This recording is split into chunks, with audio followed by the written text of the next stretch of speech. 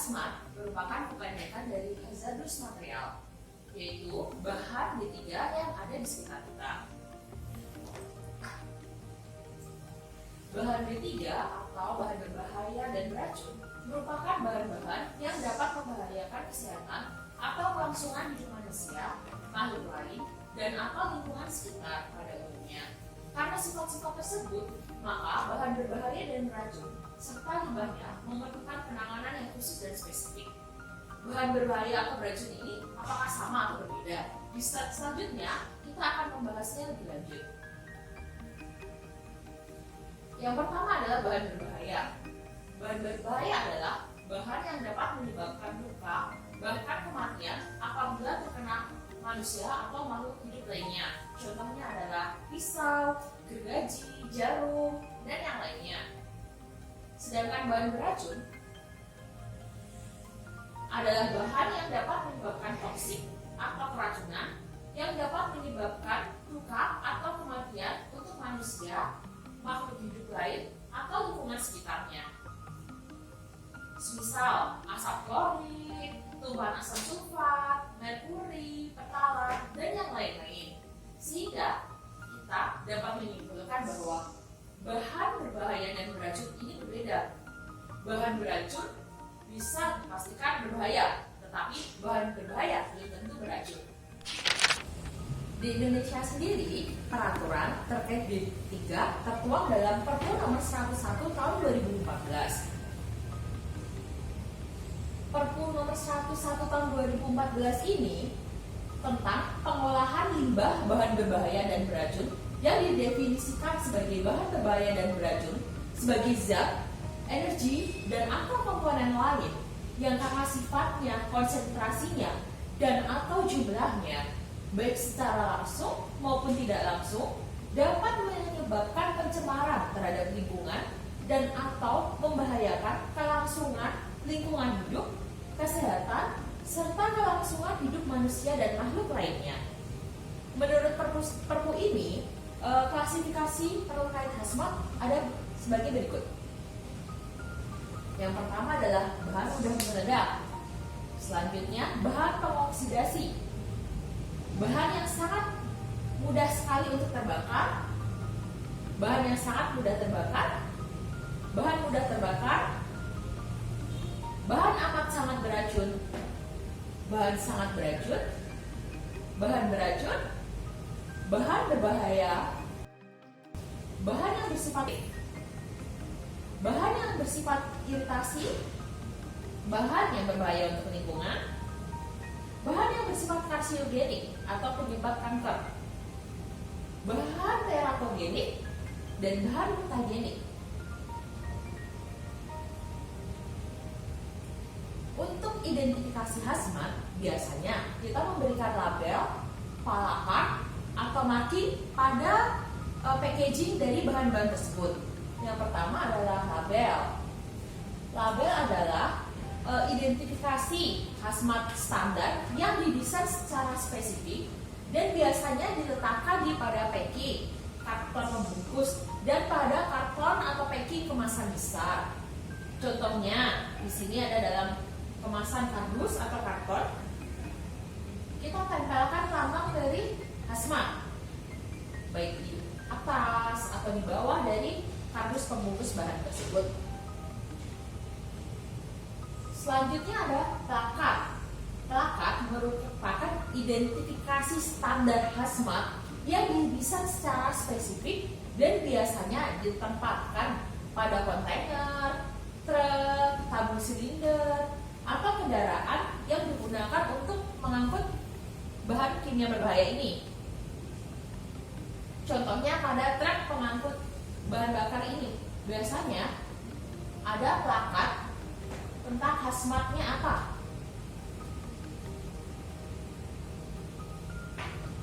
Selanjutnya adalah marking. Marking ini merupakan identifikasi tambahan. Bisa lambang berbahaya untuk lingkungan, terus posisi penempatan bahan packingannya seperti apa. Ini contohnya banyak tertumpuk menghadap ke atas, bagian atasnya sebelah mana. Ini berbahaya untuk lingkungan. Hazmat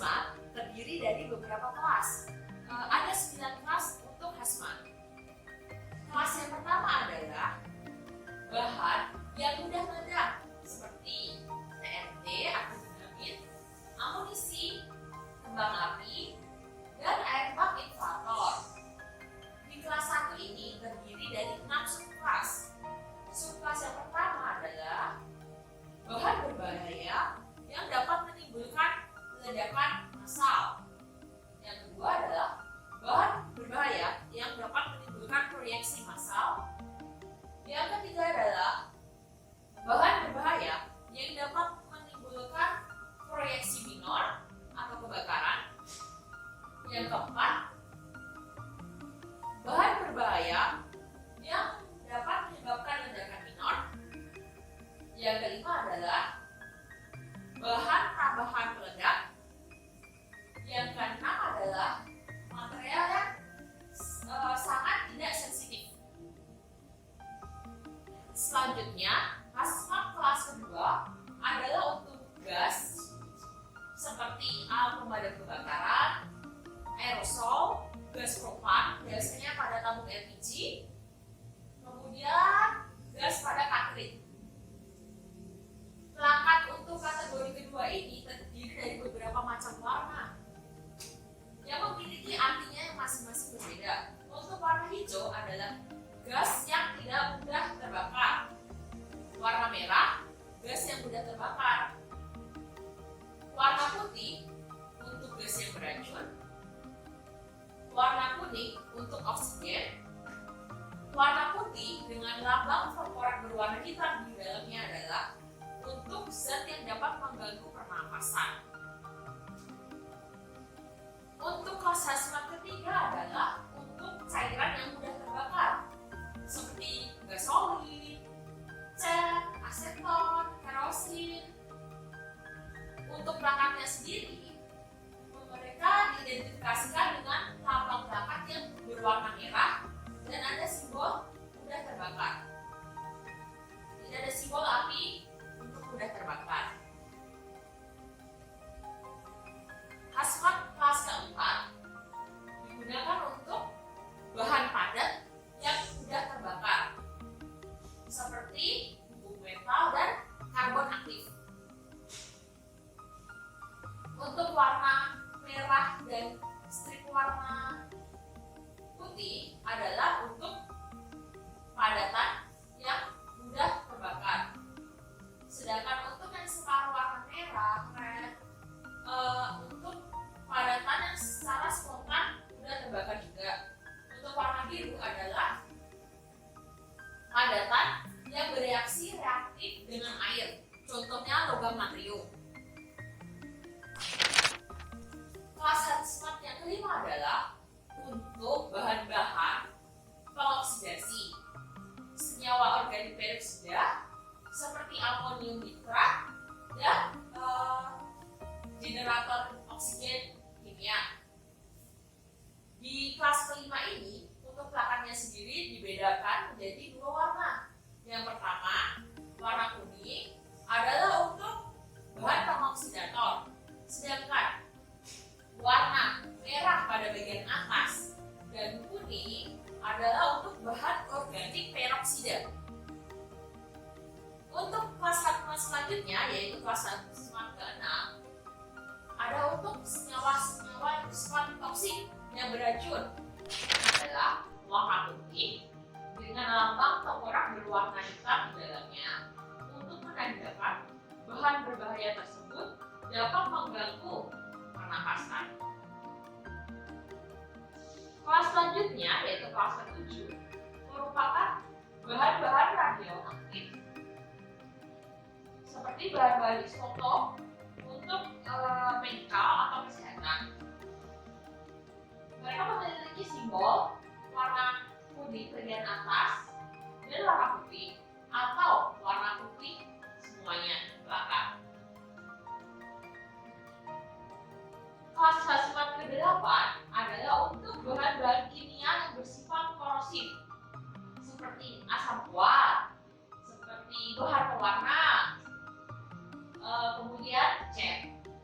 Bahan-bahan ini dapat menyebabkan tangan, tubuh mengalami luka bakar. Simbol yang digunakan adalah simbol berwarna hitam dan putih, di mana di sini ada tangan atau logam atau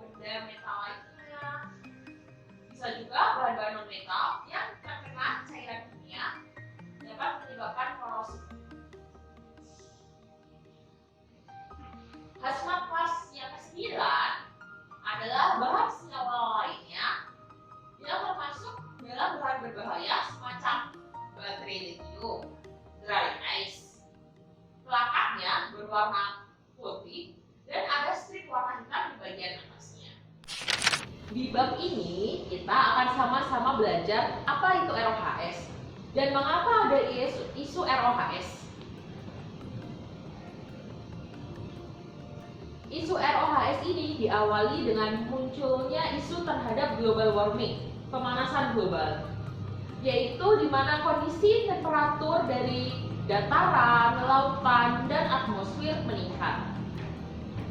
Efek dari global warming ini, contohnya kita lihat pada Gunung Gouda pada tahun 1938 hingga 2006 mengalami perubahan glasier. Glasier pada tahun 1938 glasiernya masih full, masih utuh. Tetapi dengan adanya efek rumah kaca atau global warming ini, dari tahun ke tahun glasier pada Gunung Gouda makin lama makin mencair dan es-nya habis. Di Indonesia, contohnya adalah pada Puncak Jayawijaya. Di Puncak Jayawijaya beberapa tahun yang lalu, es yang menyelimuti Puncak Jayawijaya sangat banyak. Sekarang, glasier di Puncak Jayawijaya makin lama mencair.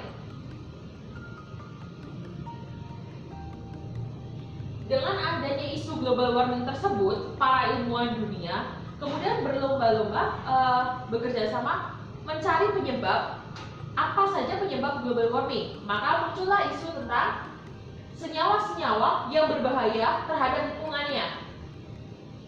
Biasa disebut dengan EHS atau Environmental Hazardous Substance. Senyawa-senyawa tersebut dapat digunakan di proses manufaktur dan biasanya berdampak negatif terhadap manusia dan lingkungan. Contohnya adalah sebagai gas rumah kaca yang menyebabkan global warming. Kemudian dari problem-problem tersebut, maka para pakar elektronik, kemudian ilmuwan-ilmuwan berkumpul di Eropa. Mereka akhirnya merumuskan yang namanya ROHS di tahun 2003. ROHS sendiri adalah merupakan pembatasan penggunaan 6 unsur berbahaya pada industri atau manufaktur. ROHS ini merupakan standar batasan bahan kimia berbahaya yang boleh digunakan di dalam proses industri. Bagi negara-negara yang melanggar penggunaan ROHS, maka dapat dikenakan sanksi mulai dari uang hingga penjara atau penutupan industri tersebut. Contohnya ini adalah di negara Uni Eropa, di mana di Jerman denda tertinggi untuk pelanggaran penggunaan ROHS yaitu sebanyak 50.000 euro. Di Belanda dendanya adalah 1 hari mencapai 10.000 euro dan perusahaan yang melanggar batasan ROHS disuspend. Di Spanyol memang ada denda, tetapi jumlahnya tidak disebutkan. Di Denmark dendanya yaitu maksimal 2 tahun penjara. Di Prancis dendanya adalah sebanyak 450 euro per part per item. Di Italia dendanya sebanyak 20.000 hingga 100.000 euro. Sedangkan di Portugal dendanya antara 500 sampai 44.800 euro. Operasional perusahaan dihentikan dan perizinannya pun dicabut. Di negara Eropa ini yang paling parah, dendanya yang paling besar adalah di Prancis, yaitu 450 euro per piece part per itemnya. Bayangkan jika perusahaan tersebut memproduksi beberapa jenis part dan berapa ratus ribu part per hari, otomatis dendanya akan sangat banyak karena dikalikan dengan 450 euro. Nah, ROHS ini biasanya digunakan untuk bahan-bahan rumah tangga, mainan, kosmetik, dan lain-lain. Pelarangan penggunaan senyawa-senyawa dalam ROHS 6 item tadi mulai efektif pada 1 Juli tahun 2006. Sebenarnya efek apa saja sih yang ditimbulkan dengan pelanggaran penggunaan bahan kimia yang dilarang? Contoh di sebelah kiri ini adalah bahan kimia berbahaya, yaitu 6 item pertama ini yang awalnya dicetuskan di tahun 2003 tentang pelarangan RoHS, pelarangan batas-batasan bahan kimia berbahaya yang disepakati oleh negara-negara Eropa. Yang pertama ada timbal, merkuri, kadmium, hexavalent chromium, kemudian ada PBB dan PBDE. Seiring dengan lambat berjalannya waktu, tambahlah beberapa senyawa kimia yang dilarang. Contohnya adalah pertalat dan asbestos atau PFOA. Biasanya unsur-unsur dari senyawa ini ditemukan pada logam berat dan barang-barang dari plastik. Efeknya apa sih yang disebabkan oleh bahan-bahan kimia ini apabila dilanggar penggunaan batasannya seberapa?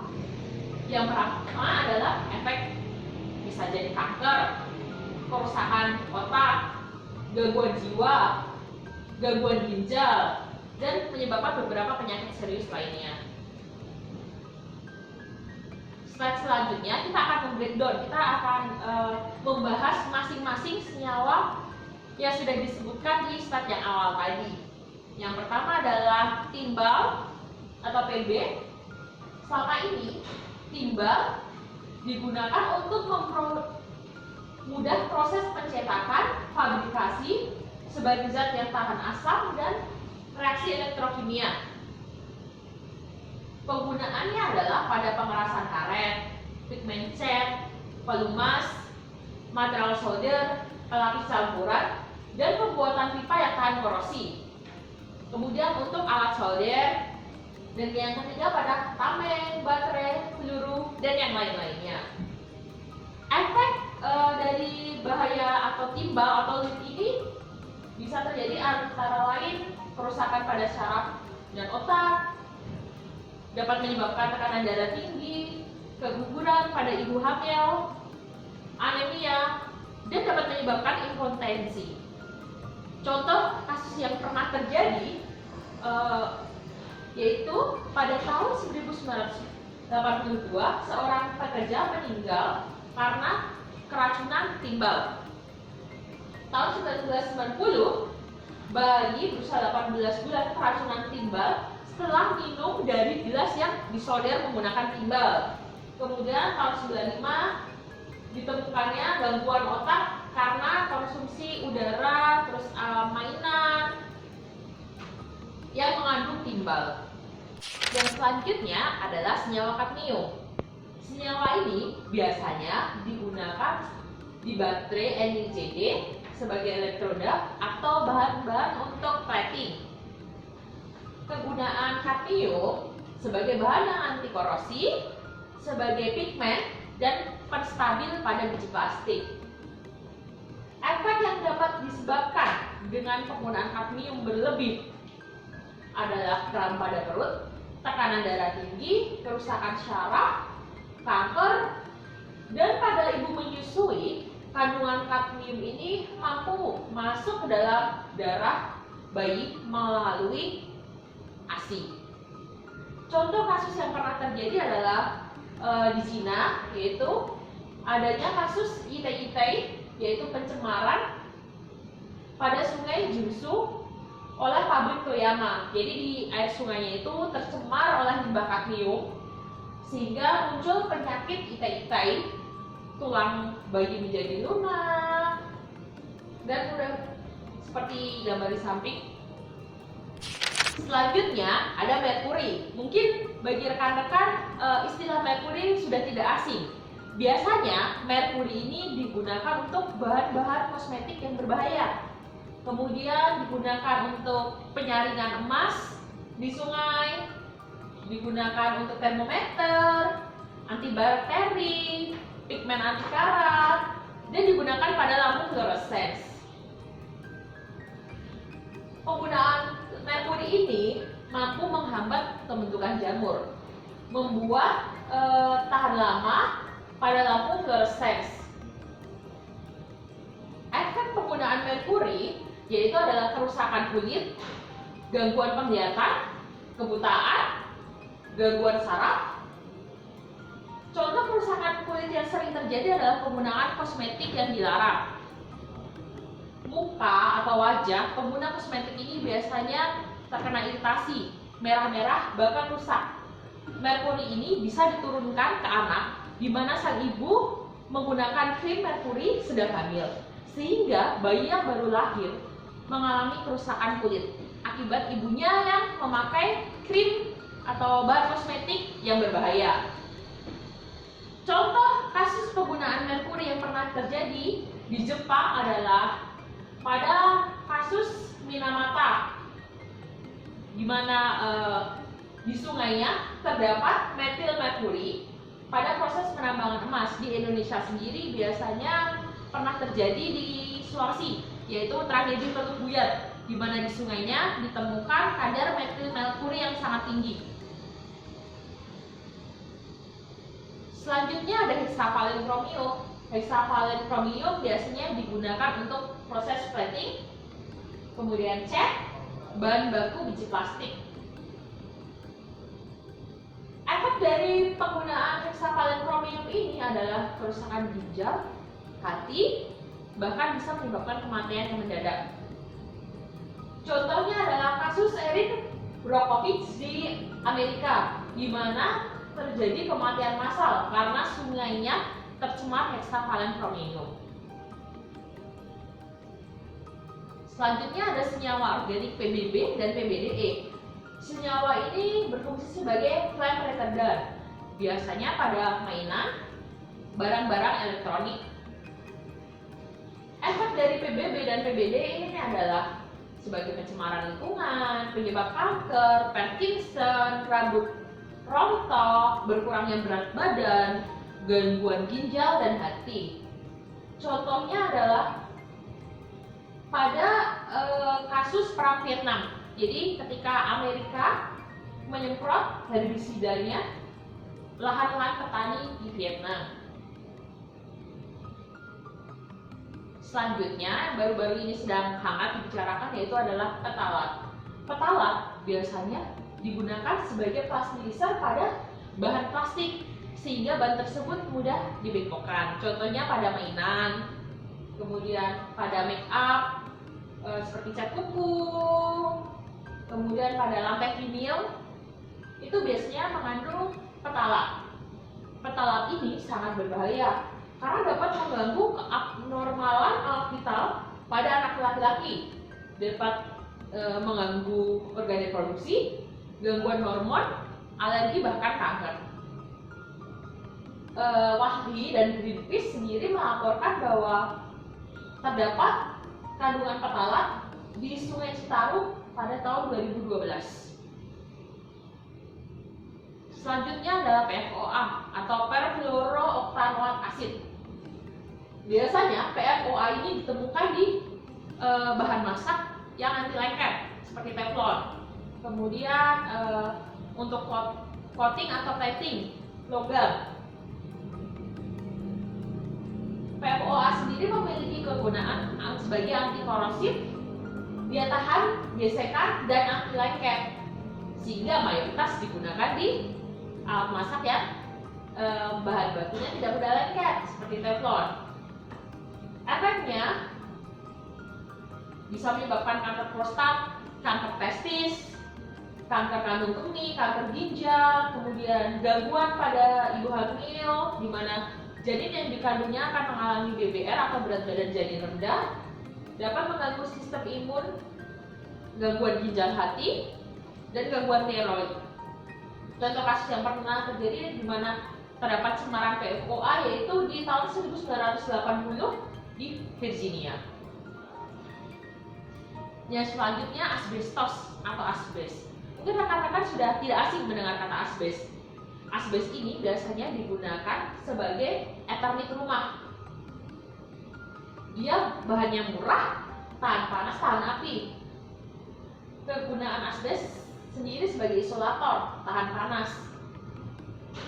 Contohnya kasus yang pernah terjadi karena keracunan asbes itu disebutkan di Global Burden of Disease bahwa kematian di dunia lebih dari 220.000 orang yang disebabkan karena penggunaan asbestos. Selain kematian, efeknya bisa menyebabkan kanker paru-paru dan kanker mesothelioma, asma, sesak nafas, serta penyakit asbestosis. Mungkin itu saja sedikit penjabaran tentang hazmat dan ROHS. Diharapkan rekan-rekan dapat lebih berhati-hati dalam bekerja di lingkungan sekitar teman-teman. Jadi akan lebih selektif memilih bahan-bahan yang tidak menggunakan bahan kimia berbahaya. Untuk hazmatnya sendiri, mungkin teman-teman ketika dalam bekerja bisa melihat plakat atau simbol apakah bahan ini berbahaya atau tidak, sehingga dapat menghindari kecelakaan kerja yang mungkin terjadi. Sekian dari saya, terima kasih. Wassalamualaikum warahmatullahi wabarakatuh.